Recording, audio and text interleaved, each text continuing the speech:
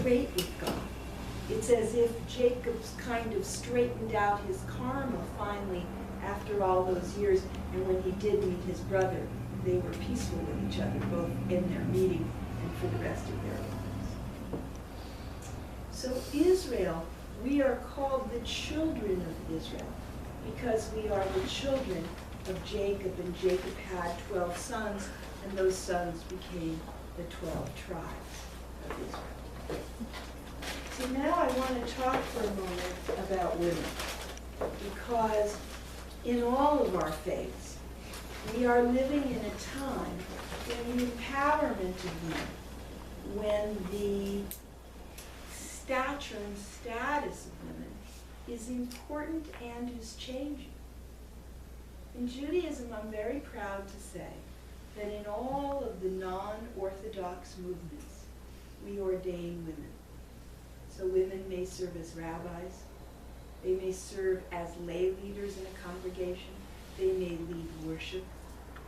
Anything, any ritual, any aspect of Jewish life may be partaken by a woman now in the non-Orthodox community in the United States.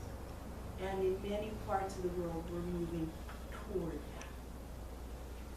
Certainly, traditionally, women have strong roles in Judaism, even where there isn't parity between the genders. In the Orthodox community, they're moving toward it.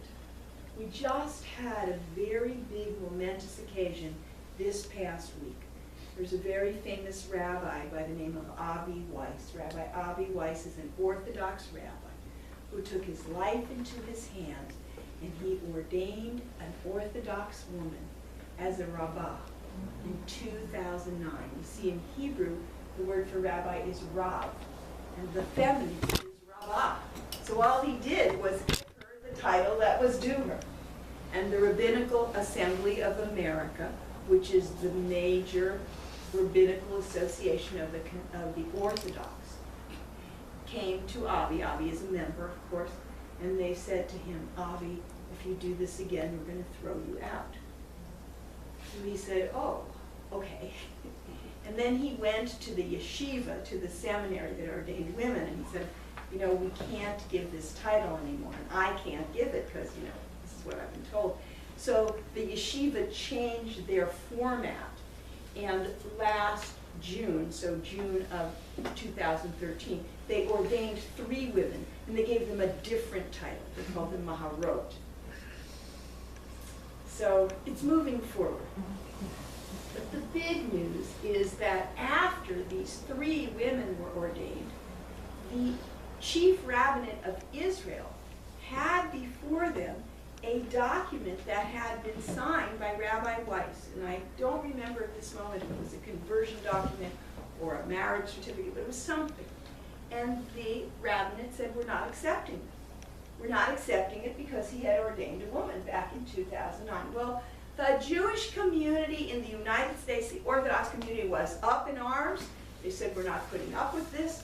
And the Israeli rabbinate received so much pressure that this past week they entered into an agreement with the Rabbinical Council of America that not only is our Rabbi Weiss's documents going to always be accepted in Israel, but any rabbi who's part of the Rabbinical Council of America, their documents will automatically be accepted. And if you happen to be an Orthodox rabbi and you're not a member of the Rabbinical Council of America, there's a certain rabbinic court that you can go before to have your documents. So this is a very big step in terms of Judaism outside the United States, and it has to do with women. So these are exciting times in terms of the rights of women in Judaism. And I want to now say one more thing, which is that in all the non-Orthodox movements of Judaism, we now accept gays and lesbians and bisexuals and transgender and questioning people. And so this is another area where we have made great strides. And there is a great deal of acceptance in the Orthodox community as well. We're not all the way there, but there is a lot of acceptance coming. And so that's kind of the state of Judaism picture is, I guess, the way I describe it. So now I have defined Israel here not in terms of a state in the Middle East, but as the Jewish people. So God, Torah, and Israel. God being the one being of which we are all a part. Torah being the spiritual body of knowledge given through time by God to prophets, by prophets to humans. And then Israel being the body of the people. And I'd like to close by teaching you the words of the Shema. Shema are just 6 words from the book of Deuteronomy in the Torah, and it means, listen, Israel. God, our God, is one. So another way, a universal way to understand that is listen, O devotee. In other words, listen, O God wrestler, whatever your faith. There is only one. And that one is just that. It's just one. There is none else. So the words are Shema, Shema, Yisrael, Yisrael, Adonai, Adonai, Eloheinu, Eloheinu, Adonai, Adonai, Echad. Echad. Now I'm going to put them together. Shema Yisrael, Shema Yisrael, Adonai Eloheinu, Adonai Eloheinu, Adonai Echad. Adonai Echad. And I'm going to sing it. If you recognize the melody, feel free to jump in and we'll sing it a few times, everybody. Shema Yisrael, Adonai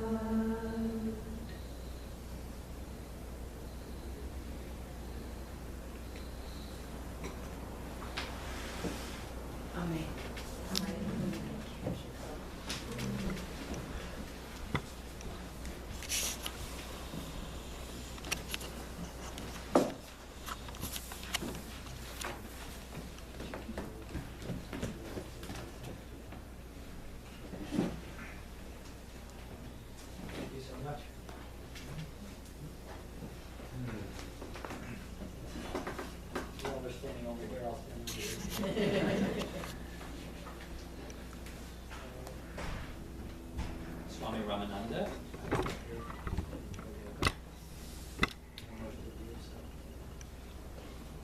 Introduced. And of course, I'll speak about yoga, the tradition that I have embraced and been living by.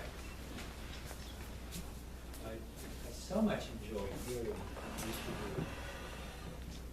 And so much of what you said feels so much in harmony with the tradition that I learned and embraced. So probably it's well known that yoga grew up in the Hindu culture in India. I don't consider myself a Hindu.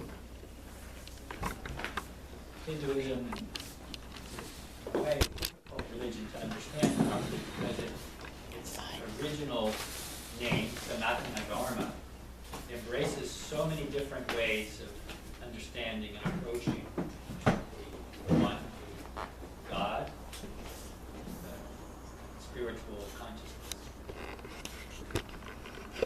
Yoga emerged from that culture, as did Buddhism.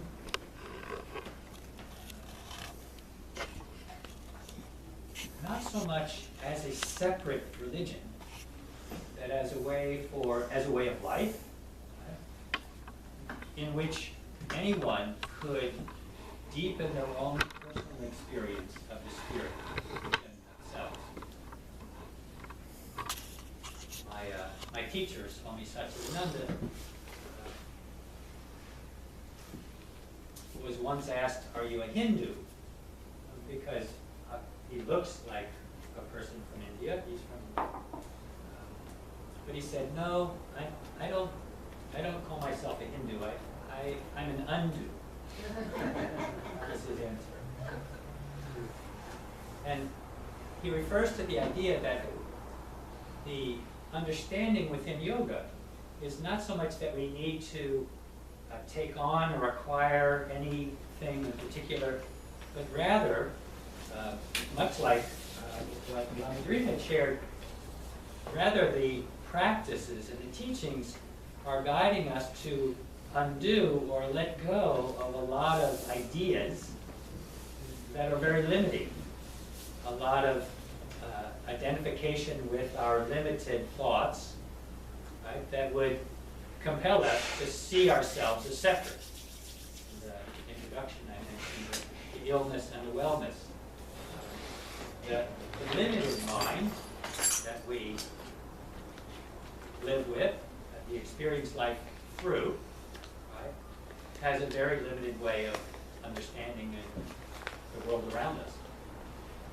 The limited mind and its ability to perceive would tell us that the sun is traveling across the sky while the flat earth remains stationary.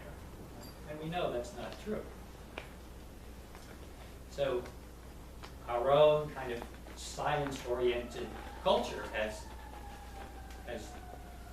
understood and taught us that our experience through our limited perception is actually insufficient to know fully who we are. And all of the teachings and practices of yoga are geared towards unraveling or uncovering, revealing, right, that essential spiritual nature which is already there, but in some ways blocked by the dominating tendency to think and to identify with our thoughts. So the practice of yoga as is defined in some of the original scriptures that first wrote out what yoga is. Yoga practice is defined as an effort to steady the mind on one hand, and an effort to keep the mind steady, in balance, in the midst of daily life. So it's sort of simple, two-pronged approach. If the mind is steady, clean, clear, then it clearly reflects the truth about the world around us and the world inside of us. The analogy that's often used in Eastern traditions is that of a mirror, that if cleared and cleaned, would reflect in a pure way that which is in front of it. Meaning, if when the mind is clear and clean, free of obstruction or dirt or incorrect understanding, free of ignorance, then the mind is capable of experiencing the spirit within us and the spirit in all things. Hence, the idea of yoga being a word that means union, that we become a complete being, right, when we experience the fullness of our nature And in that fullness, we experience our connection, our unity with all things. With the giraffe and the elephant and the big ducks. I like those big ducks.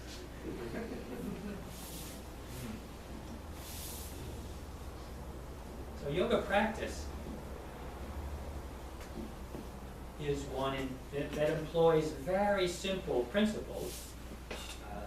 As Lama Drimed said earlier, the practices that are meditative in nature that help us disengage ourselves from the habitual thought patterns that so dominate the mind, and that, in a way, you could say, cloud the light of the inner sun.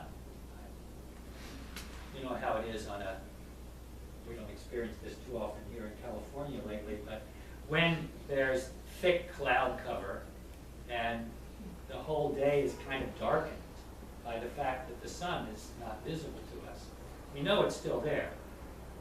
In the same way, the mind tends to be clouded by our habitual thought patterns that define who we are and what the world is like in a specific way. And when those clouds part and the light shines through, the truth of our nature is revealed. So our meditative practices are done as a way of cleaning the mind to allow the light that is already shining to be visible to us. But that's only part of the picture.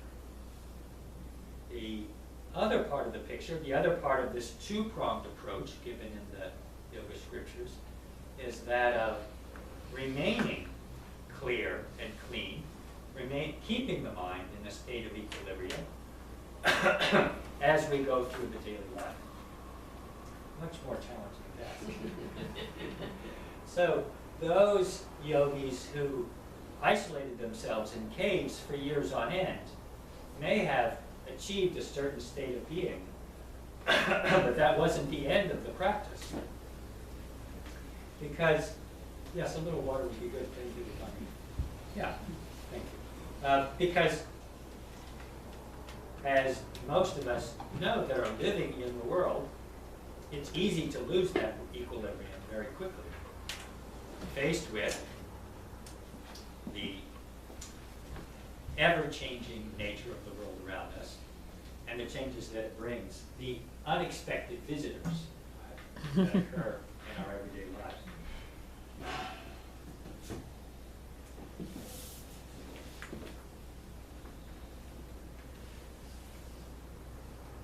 So the other part of yoga practice, and in fact, a precursor to the practice of meditation, to the practice of asana, which has become really popular in our world, the yoga poses.